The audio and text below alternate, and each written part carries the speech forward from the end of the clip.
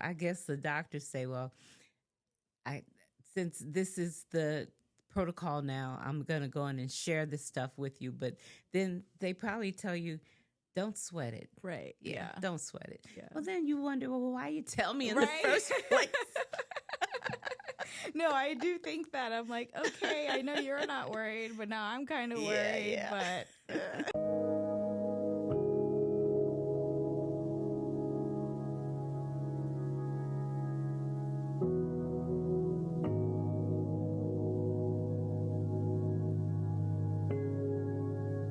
all right. So what we normally do is clap ourselves in, so we can just start clapping. Okay. Right? All right. Episode 16. Yay! So today we have a very special guest. It's my mother-in-law, aka pharmacist, aka pastor, Dr. Evangeline Mack. Where you're visiting us for the week before baby Ty gets here. Yes. And you have not one, not two, not three, not four, but 5 Yes. children. Yes. Yes. Did you always want 5? No. Okay. Actually, like your mom has two, right? A girl and a boy. Yeah. That's what I wanted. Really? Yes, just 2. But you know who said they always wanted 4, okay? And preferably girls. So he got his girls, and I always wanted boys. So dad wanted all girls. He wanted girls primarily. Oh. Yes. So he would have been fine with mostly girls. Yeah, we would have ruled and ran that house. Oh my gosh. Yeah. So you had 3 girls in a row, Yes. and then you got your boy. And then I finally got my boys. Yeah. And And- each time the baby came out, oh, I have a boy, right? No, ma'am, you have a girl. Oh my gosh. But you know, by the time you finish, you don't care, what it is, as long as it's healthy. So that was what was most important. And, you wouldn't give anything for any of your children. Yeah. Yeah. So yeah. God knew what he was doing. Right. And then what happened with the last one that I'm married to? Oh my goodness. Yeah. He was a bit of a surprise. Yeah. But the best always comes last, Yeah. So you got the cream a la creme. Oh, he would love to hear that. Yeah. He loves his mom. Yeah. Which is awesome. Oh, well, yeah. I do. Yeah, and I think that he picked the perfect mate for himself. You all are very well matched, I must say. Yes. Thank you. Thank you. So, did you enjoy being pregnant? I did. That first pregnancy, of course, is always, you don't know what to expect. You get all kind of books to kind of like prepare yourself. You're looking at the first trimester pictures, what the baby looks like. And, you're tracking, oh, he's just as big as a seed. Oh, now he's like a pear, and you get so excited. And then when that first flutter comes, oh my goodness, it's for real. Yeah. Did you have any issues at all during your pregnancies? Well, with the oldest, Raisha, I did threaten to abort. So part of that pregnancy, I had to stay in bed with my feet elevated. But after I got past that first trimester, I was fine. No more issues at all. And then for the subsequent pregnancies, they were pretty. For Ayana, the second one, I threatened toxemia, but didn't. But the other 3 were easy peasy. Oh, wow. Yeah. Oh, my gosh. And all were natural. Wow. That's impressive. And all were breastfed, too. Did you feel like you recovered well after each of them? I did. Well, with the natural, the tearing, the episiotomy, that wasn't too bad. Just with anything, time, a few stitches, healing, keep it, make sure it's not, going to be infected, just take care of yourself like you normally do. Yeah. But no issues, no problems at all. Thank God. Yeah. And no postpartum depression either with good. any of them. Good. Yeah.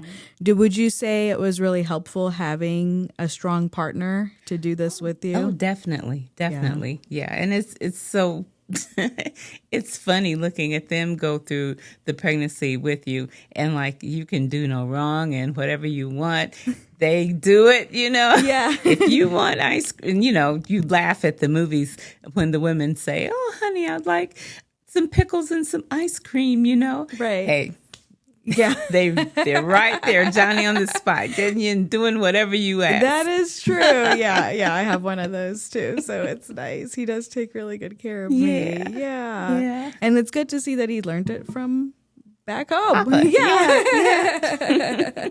So after the fifth one, you were like, okay, for real, we're done. Yeah. We're done now. Okay. Yeah. So did you feel like after each pregnancy, it was harder because you had now children to take care of in addition to being pregnant?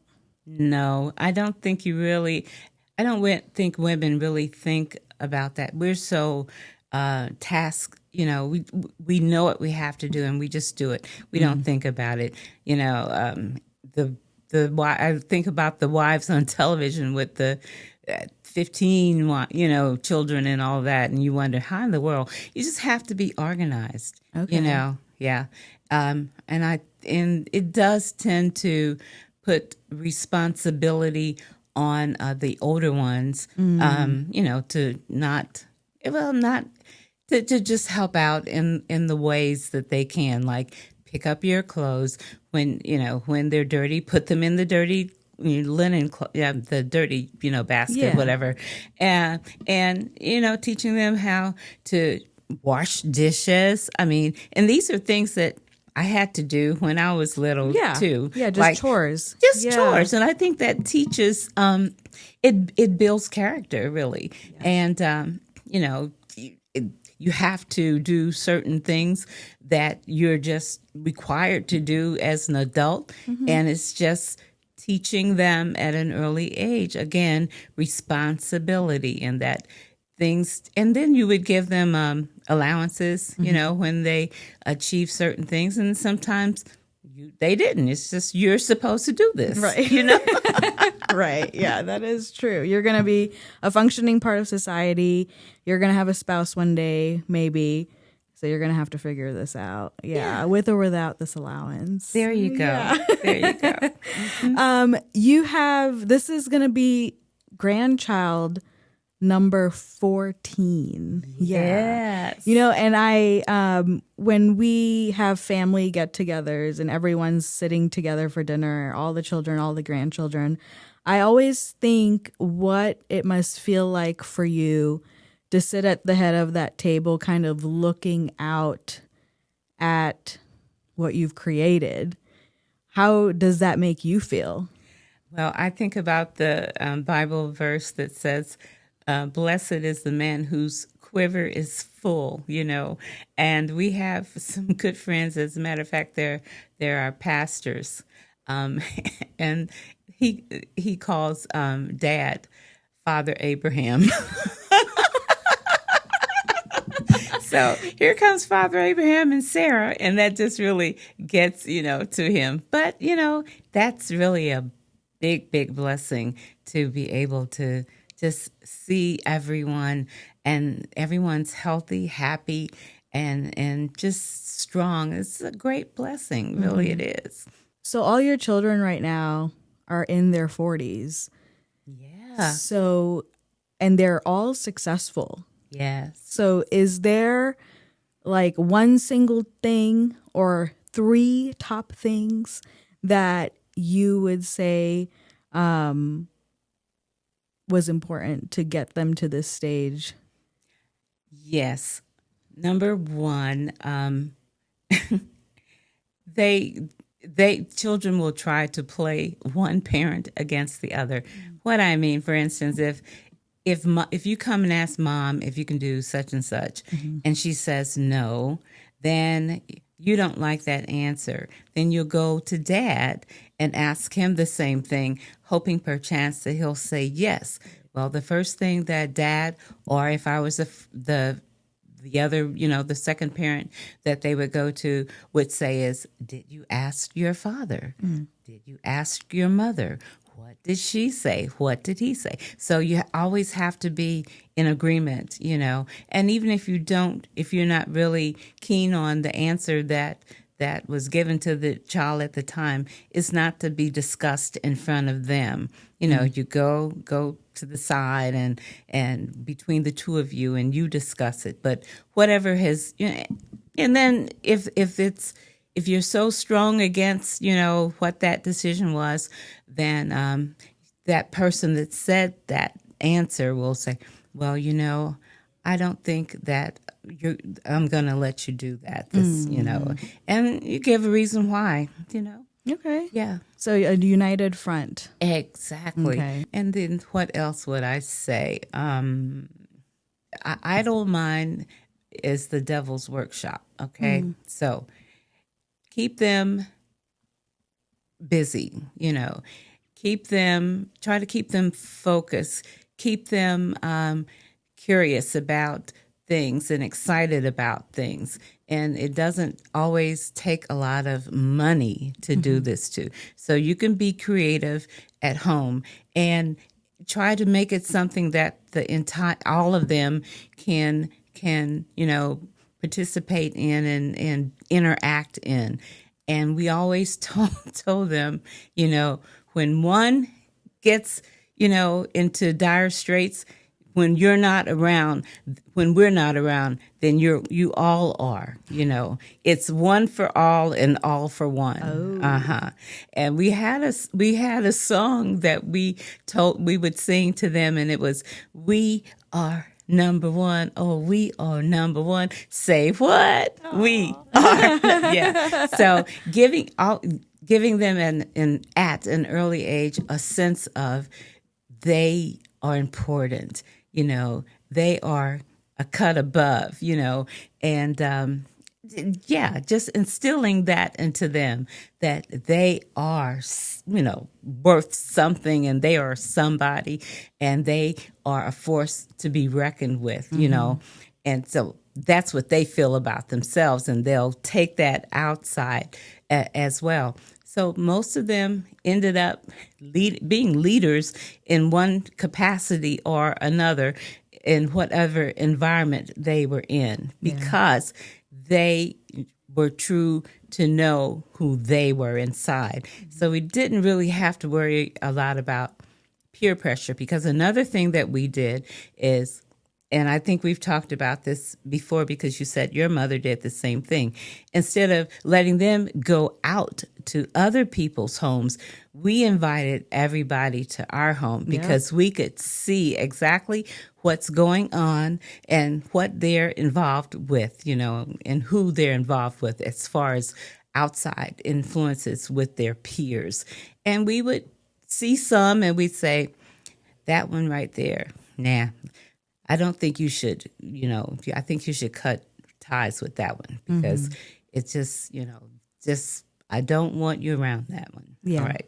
Yeah. No, that's a great idea, because my parents, like we said, did the same thing, and it would make me upset when they would say that about certain people. Yeah. But were they always right? Yes. Yeah. So I can definitely say that. And it's a great way for you to keep an eye on everyone. It is. And also watch how they interact with, people from outside the family. Yes. Yeah. Outside and, everybody, and you just have to be very cognitive of who's around them, be it family, be it outside family. Yeah. Because don't want anything to fall between the cracks, Yeah. So, and another thing is, and I probably should have said this first, instilling the reality of God and the importance of spiritual guidance, It says, train up a child in the way that he or she should go. And when they're older, they won't depart from it. The prodigal son in the Bible, if you read that story, he left, but he came back. Okay, so they might, have spent some wild oats like that the prodigal son did in the Bible. But that's natural. That's a part of life. That's part of evolving. But if you have instilled those principles in them, then you just pray and then you wait until they come to their senses, just like he did in the Bible. Yeah. No, that's great advice because it does happen, right? People, it does. You can do everything that is in your power to raise this human being, but then they're going to make their own decisions. Yes. But hopefully at some point they remember that seed that was placed into their mind and they come back and you're like, okay, whew. Welcome. And when they make wrong decisions, don't beat yourself up if you know that you have done what you were supposed to do, and that was instill those principles and the virtues into them that they should have. So you do your part, you pray, and the rest is up to them with their free will and God in protecting them as they go off on their wild, extreme ways. Adventures. Yes. And then remember, you were once young too. Yeah. And were you perfect? No. No. So don't expect perfection out of them because you weren't. No. They can't know that, though. No, they can't know that. No. We'll keep those secrets. So, I mean, this is great advice. I love everything you're saying. But, as a new mom, I feel like I have so much anxiety for everything that is coming or even everything that is currently happening, right? Every move that's weird or ultrasound that gives me too much information. I'm like, what can I do? How much more can I control? Do you feel like we have like too much information nowadays compared to what you had back then? Well, I guess sometimes, sometimes you can have a bit too much information, because certain percentiles, and they never told us like, you're now at 40 weeks or no 30 some weeks and you're at X percentile, whereas compared to the total curve or whatever of statistical analysis, you should be at X, but you're at W, So that makes you kind of anxious. We didn't have that. So we just went on. If our blood pressure wasn't high with toxemia, or if we weren't having, infections or heart conditions or the baby heart conditions, things that are just so relevantly, blatantly problematic, then we just went from week to week to week. And then, water broke or went into labor and, you had the baby. But if the baby was breech or, things of that nature, you had the regular exam and they weren't progressing as they should cervically, then, you'd have a C-section. But most of the labor and deliveries when I was, having them was natural. Yeah. So a lot of things have changed since then. But you all do get a buku lot of information. Yeah. And sometimes, I guess the doctors say, well, since this is the protocol now, I'm going to go in and share this stuff with you. But then they probably tell you, don't sweat it. Right. Yeah. Don't sweat it. Yeah. Well, then you wonder, well, why you tell me in the first place? No, I do think that. I'm like, okay, I know you're not worried, but now I'm kind of worried. But yeah. Yeah. Yeah. Well, Mom, thank you so much for doing this with us. We really appreciate you guys being here and being able to give us advice on this journey. Your family is definitely a family that I look up to, and I'm so happy to be a part of. And I love you and Dad very much. So thank you for coming and talking to me today. I love you too.